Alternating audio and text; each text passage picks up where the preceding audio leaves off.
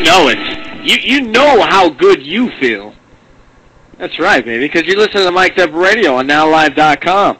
Every Wednesday night from 7 to 9 p.m. Pacific Standard Time, only on NowLive.com. You know, it's a cool little website. I like this website. They got cool shows. A lot of the shows on here, though, they just kind of jack around. They kind of do their own thing. They kind of go into their garage and call their friends, and they bring in their cigarettes, and they smoke, and they bring in their booze, and they drink, and just jack around. I take this thing with some serious pride. You know, I come in here, and I do my homework. I put all this stuff together. I put my paperwork together. I got music. I got commercials. I mean, I want to say that, you know, it's kind of serious here. I try to take as much pride as possible. I try to make it into a your local radio station type show. And we got some new folks in here, and that's the only reason why I'm telling you this. Brewer, Kelly, I'm sorry.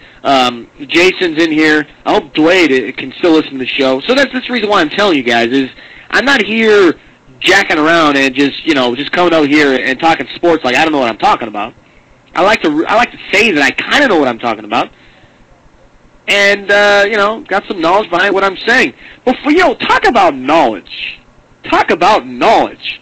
My old intern Arvin, is on the line, and he's on Mic'd Up Radio. Intern, what is going on, man? Buddy, where have you been? When is the last time I heard this voice? I couldn't tell you the last time I saw the beautiful studio on camera. Are you getting, like, emotional right now? I'm getting so emotional. All the memories. I could hear it in your voice. Even though you're a little bit sick and under the weather, I could still kind of see the tears in your eyes. There's a lot of new people in here, so I want them knowing what's going on. I had an intern for the show, and his name was Intern Armin, and here he is on the line. Intern was a senior in high school when I hired him for the show, and he got accepted to San Diego State, right? Or UC San Diego. UC San Diego, and now he's in beautiful San Diego, and he's doing his thing, his college life, and he's finally on and called the show. So what do you think? What's going on, man? I don't think there's anything else to talk about but Lakers basketball, buddy. I agree with that. What a great time to be a sports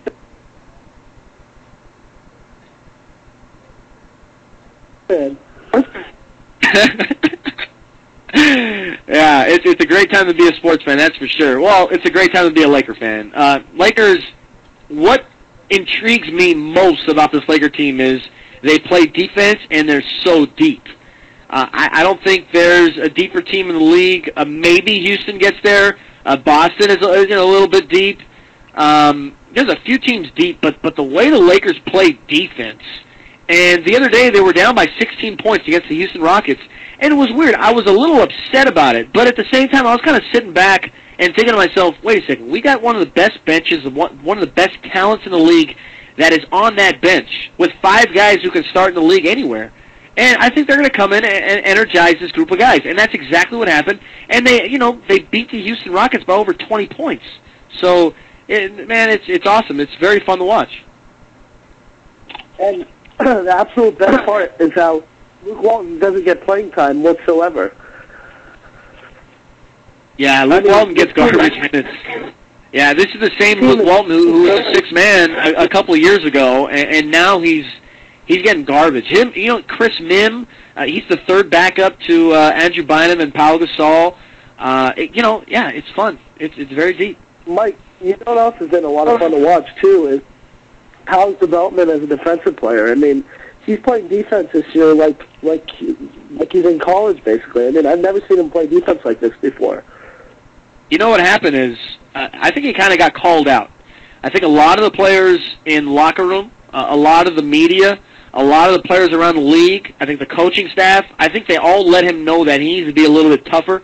You're not going to get that in Memphis. I mean, he was in Memphis. Do you think anybody really cares about how tough Pau Gasol is in Memphis? I think that they care about, the trees out in Memphis. They don't really care about Gasol and the Memphis Grizzlies. They care about him scoring 20 and 10 every night, but they don't look at the little things about him playing defense and him finishing the ball, strong. He was very soft when he came over. and there's no doubt he's being a lot more aggressive. He's not as much as a feather like he was late in the year.